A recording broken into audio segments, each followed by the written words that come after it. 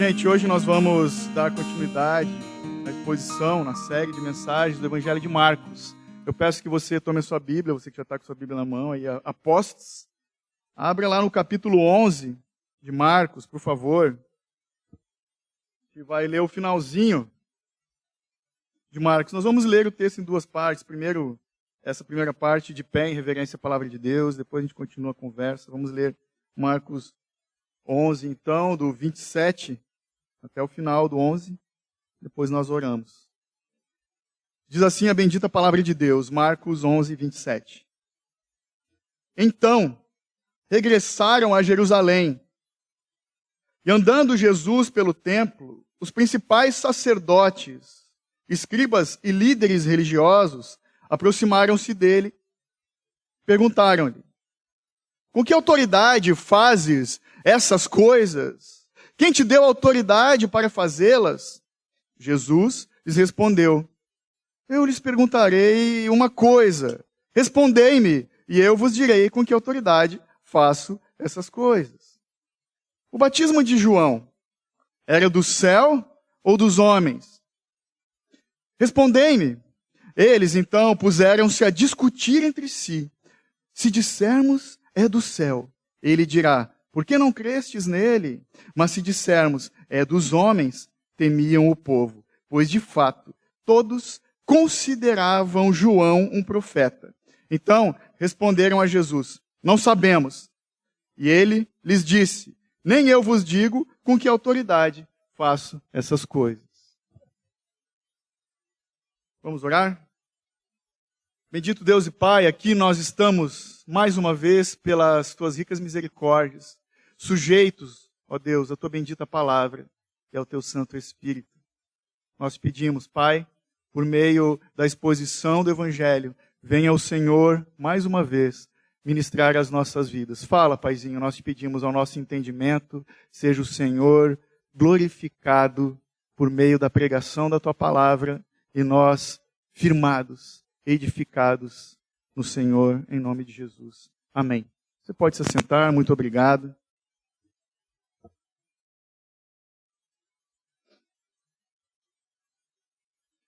Irmãos, a leitura, então, como eu falei, nós lemos esse fato e depois vamos falar de uma parábola que Jesus prossegue ali falando. Mas justamente essa primeira parte do texto, o texto que foi lido, é a introdução da mensagem. Você que tem nos acompanhado, que está ligado aí na sequência dos fatos, já deve ter percebido que é o terceiro dia em que Jesus retorna a Jerusalém. Portanto, é a terça-feira da Semana Santa. Acontece que o objetivo de Jesus não era simplesmente chegar até a cidade de Jerusalém. O objetivo principal era chegar até o templo de Jerusalém, não somente a cidade. O templo, como já foi falado em outra mensagem, lugar da sua grandiosidade, que foi reformado pelo governador da época, Herodes. O templo enorme, imponente do templo de Jerusalém, podíamos ver, tinha-se a vista do Monte das Oliveiras. Era um lugar importante para a teologia e para a história da nação de Israel. Um lugar onde justamente o templo de Jerusalém é onde se encontravam esses três grupos de religiosos que formavam o Sinédrio. O Sinédrio era composto por 71 membros. E esses três grupos de religiosos eram os chefes dos sacerdotes, os mestres da lei e os líderes religiosos. E eles, nesse texto que você leu comigo, que justamente estavam questionando ao Senhor Jesus. No verso 28, que você leu comigo, a pergunta: com que autoridade você faz essas coisas? Mas que coisas são essas?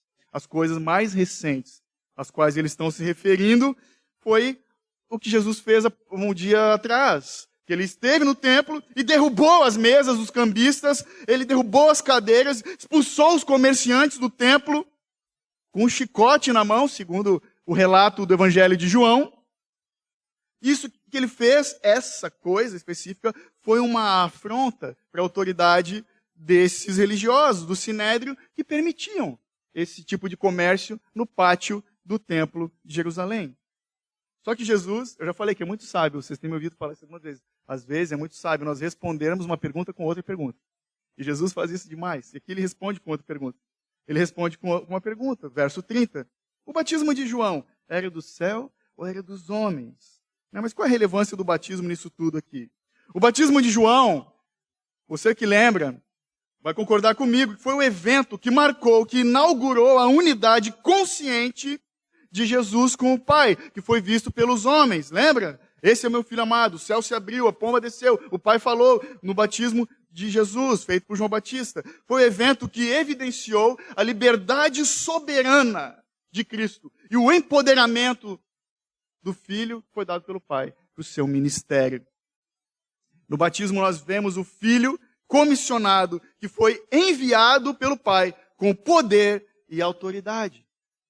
O batismo, portanto, de Jesus testifica da sua filiação e do seu poder e da sua autoridade.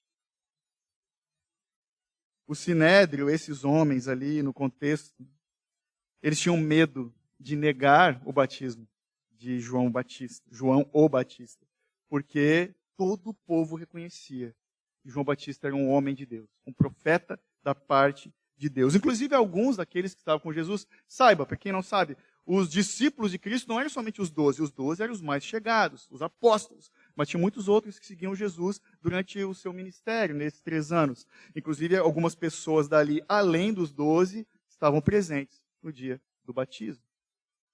Então, eles temiam negar essas coisas. Então, veja, a característica mais importante de Jesus impactou seus seguidores, mas também ofendeu seus oponentes. Qual é essa característica? Autoridade. A autoridade de Jesus impactou os seus seguidores e ofendia os seus oponentes. Jesus, ele tinha autoridade, irmãos. Autoridade para limpar, sim, o templo como ele fez. Autoridade para perdoar os pecados, para aceitar pecadores, para comer com os publicanos, para expulsar demônios, curar enfermos. Ele tinha autoridade para ressuscitar os mortos, de fato, e para redefinir o sábado. Jesus, então, usando a sua autoridade, nesse momento agora, caminhando para os dias finais do seu ministério terreno, ele cravou um machado na tradição, no templo, no significado do templo e na autoridade do Sinédrio agora. É o que ele está fazendo. Por isso eles estavam nervosos. Sabe aquela história da gente, quando é piá, cutucar um vespeiro ou uma colmeia? É perigoso? É mais ou menos isso que está acontecendo aqui. Ele está cutucando ali, o cenário tenso. Então, no verso 31, 32, nós lemos que eles temiam a reação das pessoas diante de qualquer uma das suas respostas. Se nós dissermos que é de Deus, né, então ele vai perguntar, por que vocês não creem? Se a gente falar que era dos homens, talvez a gente apanhe aqui dessa galera, né? Eles eram só 71. Então isso quer dizer que tinha muito mais gente ali. Mas eles respondem no 33, não sabemos. No original, na verdade, eles estão falando, não desejamos saber. Com desdém. Ou seja, a gente não está nem aí. Desdém. Então essa autoridade, o poder de Jesus, impressionava os fracos e oprimidos da sua época, mas ofendia os poderosos. Então, para a gente entender o contexto histórico, algumas considerações aqui, nós vemos o Cristo em sua autoridade. Vemos aqui Jesus com autoridade daquele que interpreta de forma perfeita, como ninguém, o significado e o propósito da palavra de Deus. Ele é o perfeito intérprete, o final intérprete da Torá, da palavra de Deus na época. Sobre Jesus, nós vemos que repousa uma sabedoria divina e uma verdade absoluta em tudo que ele falava e fazia. Ele é a verdade. Ao mesmo tempo, nós vemos que os líderes judeus e o povo, nessa situação aqui, eles perdem a autoridade enquanto porta-vozes de Deus, essa autoridade que lhes foi concedida na antiga aliança. Vemos que essa autoridade, vamos ver agora, a partir do que vamos ler, que essa autoridade foi transferida para a igreja, pois a presença de Deus é concedida para a igreja do Senhor. Uma observação aqui muito importante, ainda falando de considerações teológicas.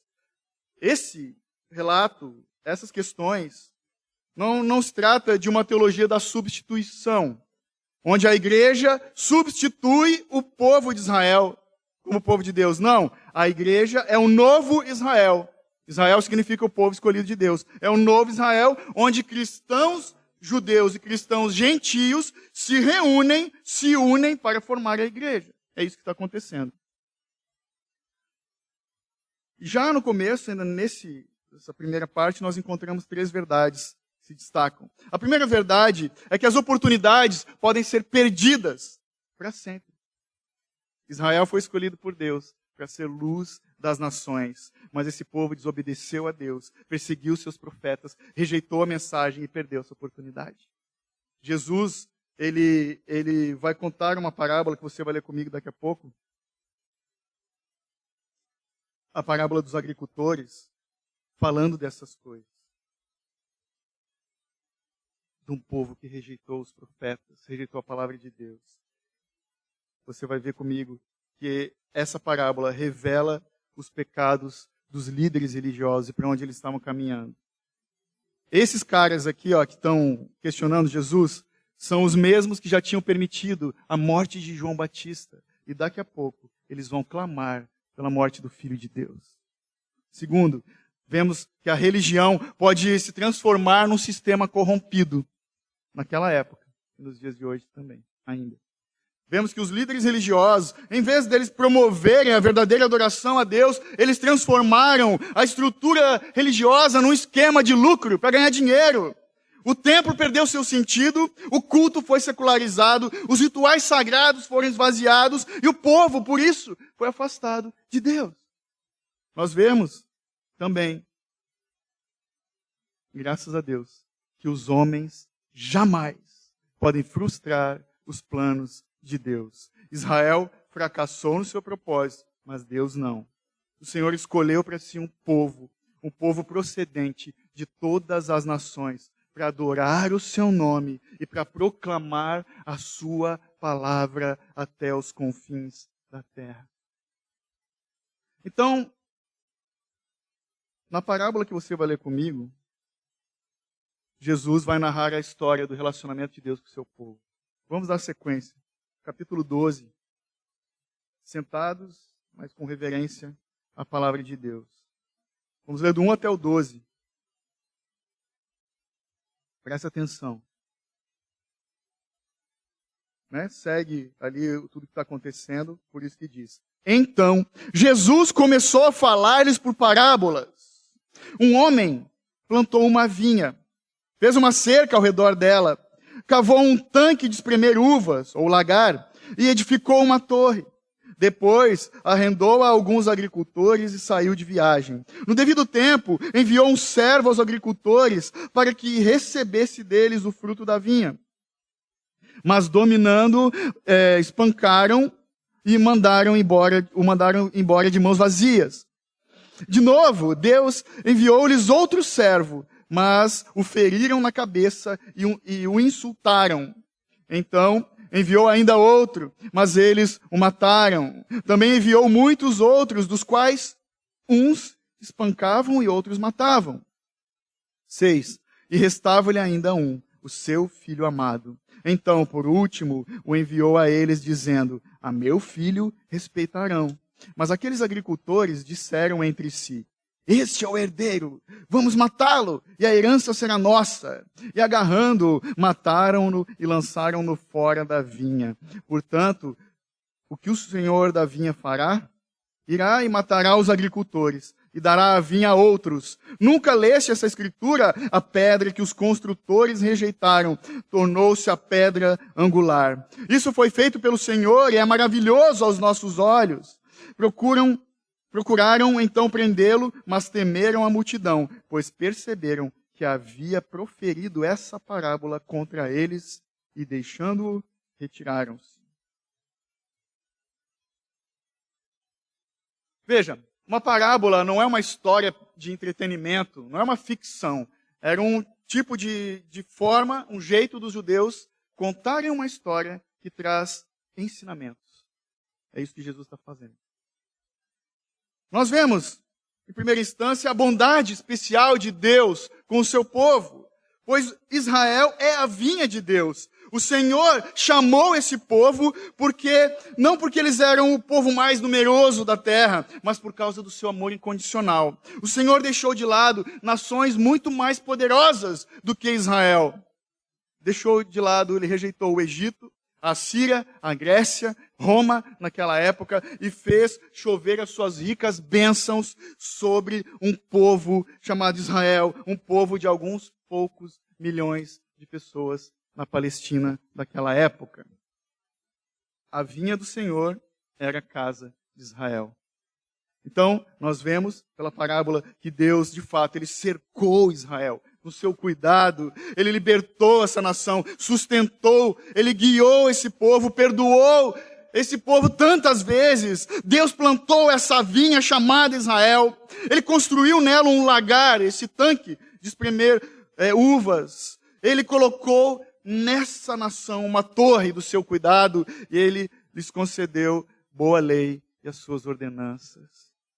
Israel é a vinha do Senhor. Toda a estrutura Deus deixou pronta. Não deixou nada para fazer. Ele fez tudo pelo seu povo. Comentando o Evangelho de Marcos, tem o britânico, o pastor britânico J.C. Ryle, ele diz o seguinte: Deus deu a Israel suas boas leis e ordenanças. Enviou a uma boa terra, expulsou dela as 7 nações. Deus passou por alto os grandes impérios e demonstrou seu profundo amor a esse pequeno povo. Nenhuma família debaixo do céu recebeu tantos privilégios quanto a família de Abraão. O que isso diz respeito a nós, irmãos? De igual forma, Deus tem revelado a nós também o seu amor, sendo nós ainda pecadores. Nada merecemos de Deus, e ainda assim, Ele demonstra para nós sua imensa bondade e sua misericórdia todos os dias. Vemos no texto também que Deus, o Senhor, segundo a parábola, Ele tem o direito de buscar os frutos na vida do seu povo. Veja o verso 2, leia comigo. No devido tempo, enviou um servo aos agricultores para que recebesse deles o fruto da vinha. Eu não sei qual é a versão da Bíblia que vocês estão lendo, a minha é Almeida século 21. Quando ele fala ali no verso 1 que ele arrendou aquela terra para alguns agricultores, justamente ele alugou. Jesus, ele não dava ponto sem nó. Ele está usando justamente uma figura de coisas que aconteciam na sua época. Era comum os senhores comprarem um terreno, preparar para produzir, plantar os vinhedos e alugar essa terra para os trabalhadores, que iam cultivar, tirar dali o seu sustento, mas ele tinha a parte dele de direito, que eles estão negando aqui no texto. Com isso a gente vê que a graça traz consigo responsabilidade. Deus esperava os frutos de Israel, mas Israel tornou-se uma videira braba, como diz Isaías. A alusão bíblica dominante aqui é a famosa metáfora de Israel como a vinha do Senhor, como Isaías fala do seu cântico. Lá em Isaías 5, 1, 2, diz assim: Meu amigo tinha uma vinha na encosta de uma fértil colina. Ele cavou a terra, tirou as pedras e plantou as melhores videiras. Construiu uma torre de sentinela e também fez um tanque de prensar uvas. Ele esperava que desse uvas boas, mas só deu uvas azedas. Essa é a versão da NVI. Então, você leu comigo nessa parábola que servo após servo veio a Israel procurando frutos e foi despedido de mãos vazias. Profeta após profeta foi enviado a eles, mas em vão, pois eles não davam ouvidos para a palavra dos profetas. Nós sabemos pela história que milagre após milagre foi operado na nação de Israel, no meio dos judeus, mas sem resultado nenhum. Irmão, vocês que gostam de história, assim como eu, sabem que não existe na terra, nunca houve um povo com que Deus tratou com tanta paciência como a nação de Israel. Não existe. Então, talvez alguém aqui esteja pensando que Israel, para quem estava aí nas outras mensagens, se assemelha a essa parábola da vinha, vai nos lembrar da figueira também. Justamente como a figueira é, segundo a parábola aqui, Israel só tinha folhas e não dava fruto. Da mesma forma, o Senhor nos escolheu em Cristo Jesus, eu e você, para nós darmos frutos. O próprio Cristo falou em João 15:8, meu Pai é glorificado pelo fato de vocês darem muito fruto, e assim serão meus discípulos. Por quê? Porque todo aquele que foi, de fato, enxertado na videira que é Cristo, produz frutos para a glória de Deus Pai. Eu pergunto para você, que frutos você tem dado para Deus? Quais são os frutos que você tem para apresentar diante de Deus? Frutos de arrependimento e de louvor? Ou são frutos de adoração e graças, como uvas doces e fartas apresentadas para o Senhor? Ou seus frutos são como as uvas azedas da ingratidão, do esquecimento, do descontentamento e da murmuração? O Senhor tem misericórdia de nós. Vemos ainda, nesse texto, um povo que rejeita constantemente o amor de Deus. Isso é o que desenrola na parábola, dos versos 3 até o 8. Um povo que rejeita a Deus continuamente. Ao longo dos séculos, a gente vê que Deus enviou seus profetas, como eu já falei, para falar à nação de Israel, mas eles rejeitavam essa mensagem, eles perseguiam os profetas e matavam os mensageiros. Esdras relatou isso no livro de 2 Crônicas 36:16, quando ele diz, é um relato histórico da sua época, porém, eles zombavam dos mensageiros de Deus, desprezando suas palavras e ridicularizando seus profetas, até que o furor do Senhor aumentou tanto contra o seu povo, que não havia mais remédio. Essa era uma realidade conhecida da nação de Israel contra os seus profetas. Então, quanto mais Deus demonstrava do seu amor para esse povo, mais esse povo se afastava do amor de Deus. Um povo duro, um povo de dura cerviz, diz a palavra. Talvez você já tenha lido. Um povo de dura cerviz. Para quem não sabe, a cerviz é o pescoço, é a nuca. Quando a Bíblia fala de um povo de dura cerviz, fala de um povo que não dobra o seu pescoço em submissão, nem reverência diante de Deus. Assim era o povo de Israel, de dura cerviz.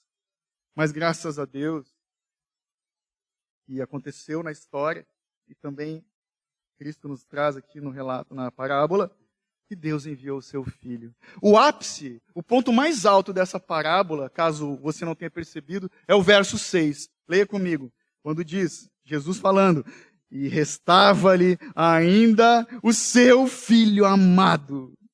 Esse é o ponto alto da parábola, porque diz a história, a parábola, que o filho vai até a propriedade do pai, como representante do pai, com a autoridade dada do pai, a fim de reivindicar o que é de direito do pai.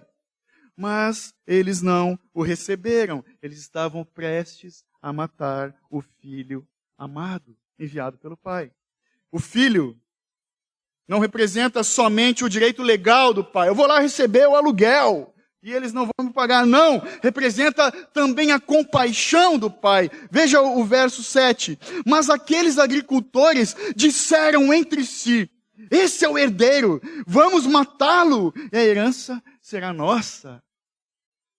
Tinham matado os servos, e agora o herdeiro era o último. Ainda lhe restava um, vamos matá-lo. Esse é o herdeiro, vamos matá-lo. E justamente os ouvintes de Jesus, naquela situação, ao mesmo tempo em que eles ouviam essa parábola, eles estavam tramando o plano para matar o Filho de Deus. Olha o verso 8, segue o texto, que nos relata Marcos. E agarrando-o, mataram-no e lançaram fora da vinha. Você sabe que os evangelhos têm os textos comuns, chama de sinóticos, né? Mateus, Marcos e Lucas. É curioso que aqui Marcos está falando nessa sequência, agarrando, matando, lançando para fora. Se você já leu lá em Mateus 21, o mesmo texto, 21:39, diz assim, Assim eles o agarraram, lançaram-no para fora da vinha e o mataram. Espera aí. Marcos está errado? Mateus está certo? Como assim? Mateus faz questão, irmãos, de relatar a sequência dos fatos exatamente como a sequência da paixão de Cristo. Jesus foi preso, Jesus foi levado para fora de Jerusalém, Jesus foi crucificado e morto no Monte do Calvário. Então peraí, pastor, Marcos está errado, Mateus está certo, ele corrigiu o cara. Não. É interessante que para Marcos, Jesus é morto na vinha e depois jogado fora. Isso é, Jesus é rejeitado e morto em Israel, em Jerusalém, pelos judeus. Já para Mateus e Lucas também relata dessa forma, Jesus é jogado para fora e depois morto. Isso é, ele é rejeitado pelos judeus, mas é morto pelos romanos.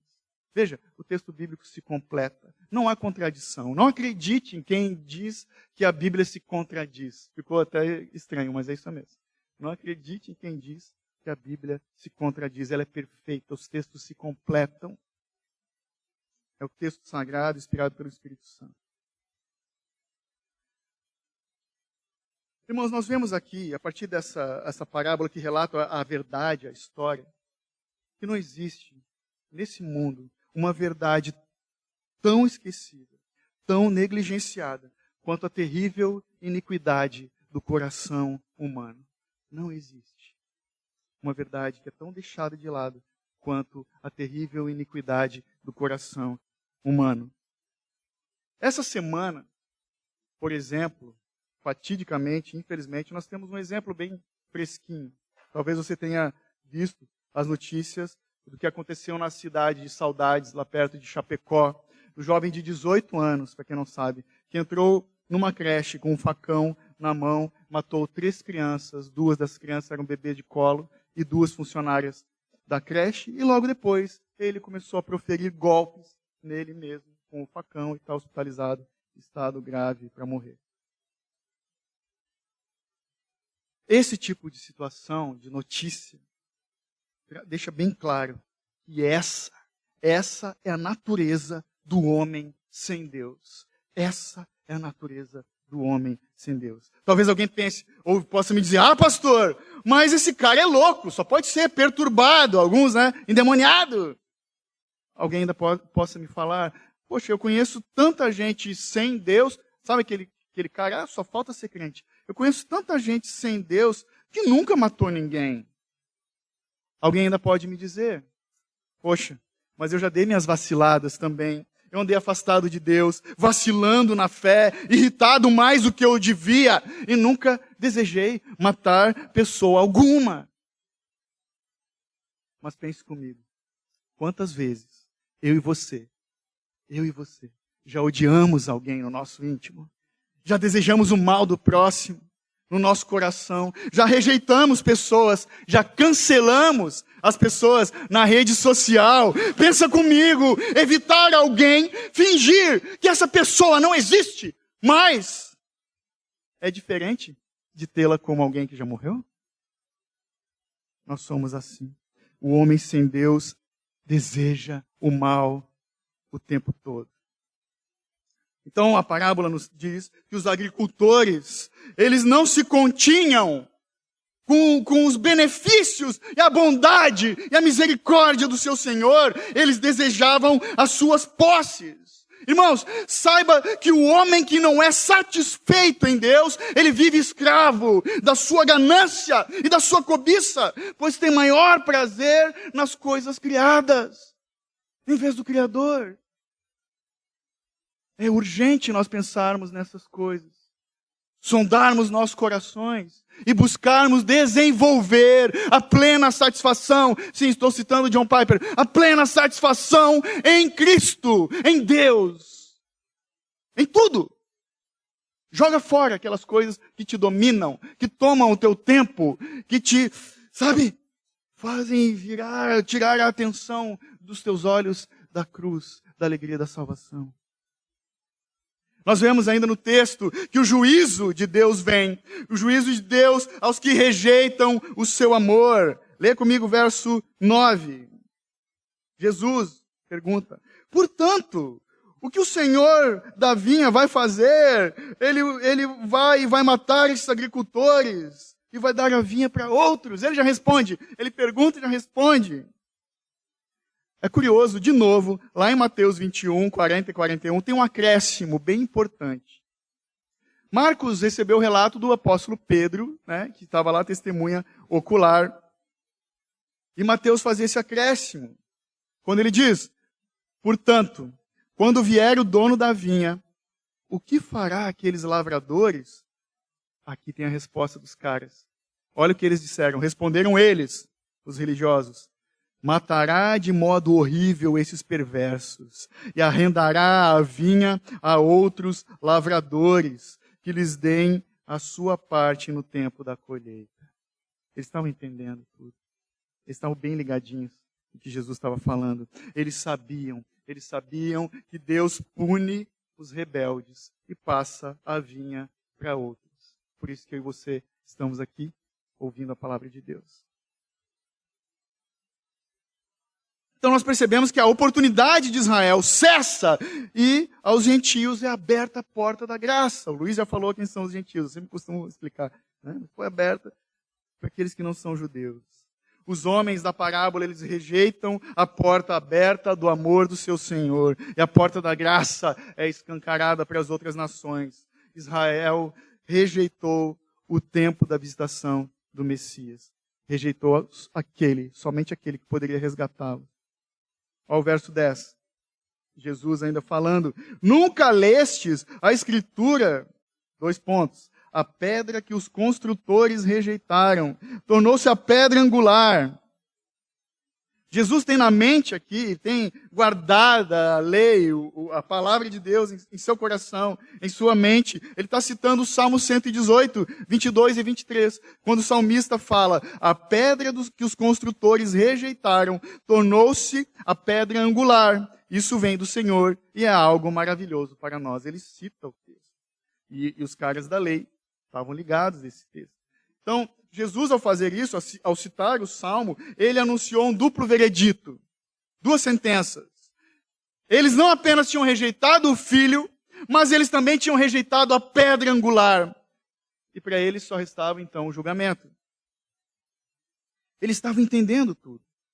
Veja, que a correta compreensão dessa parábola, dessa passagem, ajudaria aqueles homens a reconhecerem que o Filho, rejeitado pelas autoridades do templo, vai ser a pedra angular de um novo templo de Deus. Do novo templo de Deus. Então, veja, Jesus está usando essa metáfora, né, essa figura de linguagem, e dá uma guinada, de repente, com essa ênfase. Jesus, então, ao falar isso, ao resgatar essa ideia, esse conceito da pedra angular, ele está indo além da sua morte. Ele fala da sua vindicação na ressurreição. E ele diz da edificação de uma nova casa para todas as nações. É isso que ele está falando.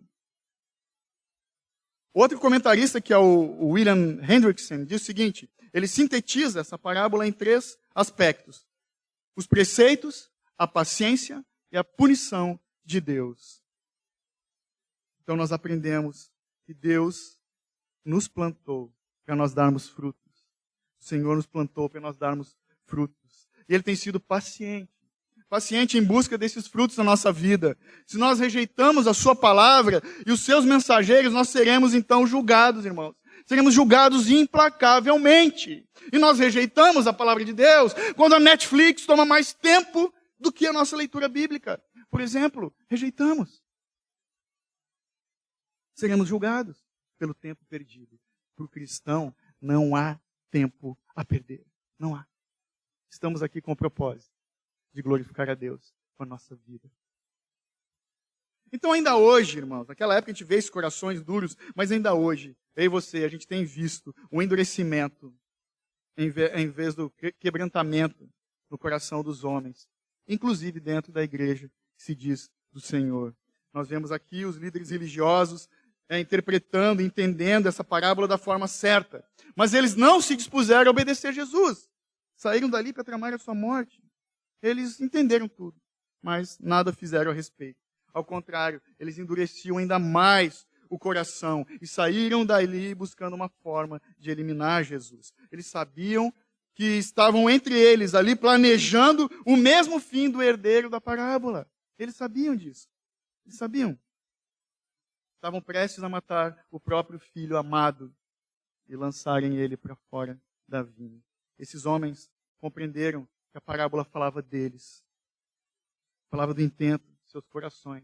Mas eles não se arrependeram. Eles estavam convencidos. Mas mesmo convencidos na consciência, eles permaneceram endurecidos no pecado. E olha só, os homens nunca viram a Deus face a face, senão apenas uma vez. Nessa vez em que o Filho de Deus se tornou homem e viveu entre os homens na terra. Esses homens estavam diante do Deus encarnado. Eles viram Deus, eles viram Jesus como um homem santo, inculpável, sem mácula, que praticava o bem. E mesmo assim, rejeitaram o Cristo, o Messias, o Redentor. Eles se revoltaram, se rebelaram contra ele. E finalmente, você sabe do final da história, eles mataram o Filho amado do Pai. O que a gente aprende com esse terrível fato? Nós aprendemos, é muito útil para nós, irmãos, que a convicção e o conhecimento dos nossos pecados não salvam ninguém. A convicção e o conhecimento dos nossos pecados não produzem salvação. Aquilo que nós precisamos, todos nós precisamos constantemente, é de uma mudança no nosso coração e nas nossas vontades. Pois muitos entre nós, muita gente, tem vivido como se o Filho de Deus estivesse morto. Muitos têm vivido dessa forma, mesmo os da religião, como se Cristo não houvesse ressuscitado. Ele está morto. Por quê? Porque muitos deixam Jesus de lado quando esquecem do Filho de Deus no seu dia a dia. Essas pessoas rejeitam a Jesus, pois deixam de dar ouvidos à voz de Deus. Uma pergunta para nós: por que será que eu e você deixamos de dar ouvidos à voz de Deus? Talvez porque o nosso ego fala mais alto. Talvez porque as coisas dessa vida têm mais valor do que o sangue de Cristo para nós. Às vezes nós esquecemos que Deus fala. Deus fala, irmãos. Deus fala aos nossos corações endurecidos. Ele fala aos nossos ouvidos por meio da sua palavra. E Ele fala aos nossos corações por meio do Espírito Santo. Muitos têm andado como surdos, mas são cegos também. São cegos. Porque não buscam ver Deus na sua palavra, nem nos momentos de oração, nem nos momentos de comunhão entre irmãos. Não dão valor para isso. Sabe, infelizmente, é uma realidade da igreja no Brasil. As reuniões das igrejas mais vazias, jogadas às moscas, são as reuniões de oração. E me entristece muito, porque nós estamos inclusos nessa realidade triste da nação evangélica brasileira. Eu peço a Deus que isso mude em nosso meio. São pessoas que se esquecem de Deus. Muitos se contentam, irmãos, com as migalhas dessa vida que passa como a neblina. Muitos se contentam com os lampejos da graça comum de todos os homens. Esquecem de fitar os benefícios da eternidade. Olha para a tua semana. Pensa, quantos dias dessa semana você pode se ver pensando nas coisas eternas? Irmãos, esse é um exercício saudável, olhar além dessa vida, ter expectativa no porvir, maior prazer na eternidade. É urgente que nós sejamos assim, irmãos. Tanta gente nessa vida está tão envolvida com as demandas daqui, com as muitas vozes dessa terra, dessa vida, que se esquecem de dar ouvidos à voz de Deus, o Deus que sofreu por amor de nós, se esquecem do Cristo que sofreu acusação, escárnio, açoites, humilhação, vergonha e dor, se esquecem do Cristo que derramou a sua vida até a morte, por amor de nós, pecadores. Se esquecem das mais doces palavras que um homem pode receber. Quando ele disse, está consumado. Nos esquecemos. Muita gente se esquece do Cristo. Experimentou a ira de Deus em nosso lugar. Nós precisamos de uma mudança em nosso coração, na nossa vontade. E por isso, nós precisamos orar intensamente, pedindo, clamando por essa mudança. Não podemos, irmãos, não podemos descansar enquanto não formos definitivamente transformados. Sem essa mudança, jamais seremos crentes de verdade. Sem essa mudança, nunca veremos o céu. Sem essa mudança, nós vamos viver toda a nossa vida como esses homens de Israel, reconhecendo em nosso interior que estamos errados, como eles, mas permanecendo em nosso próprio mau caminho e morrendo em nossos pecados. Lembre-se que a nossa esperança está nisso que eu vou falar aqui agora. Nada, exceto o Espírito de Deus, é capaz de mudar, de transformar o coração do homem. E é por isso que Jesus fala em João 3,17, vocês precisam nascer de novo. Amém. Amém. O Senhor nos ajude e tenha misericórdia de nós. Eu peço que você se coloque de pé. Laerte, por favor. Diante dessa palavra, vamos ter 1 minuto de reflexão. Peço que você aí no seu lugar ore.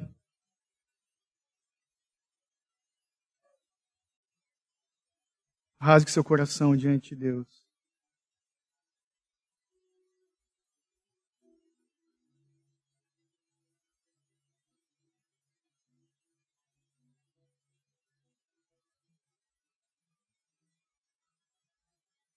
Se quiser ficar de joelhos, fica à vontade. Nós temos liberdade diante do Pai. Ele se agrada daqueles que o buscam em arrependimento.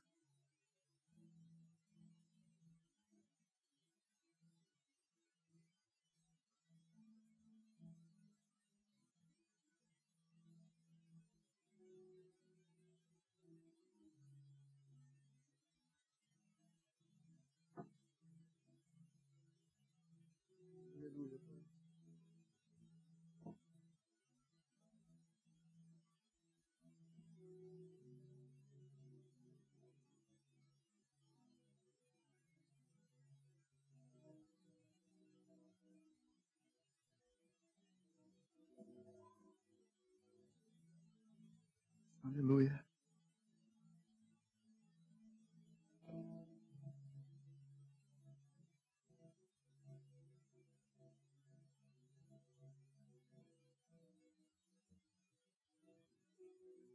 Senhor, nós nos achegamos a Ti, Pai.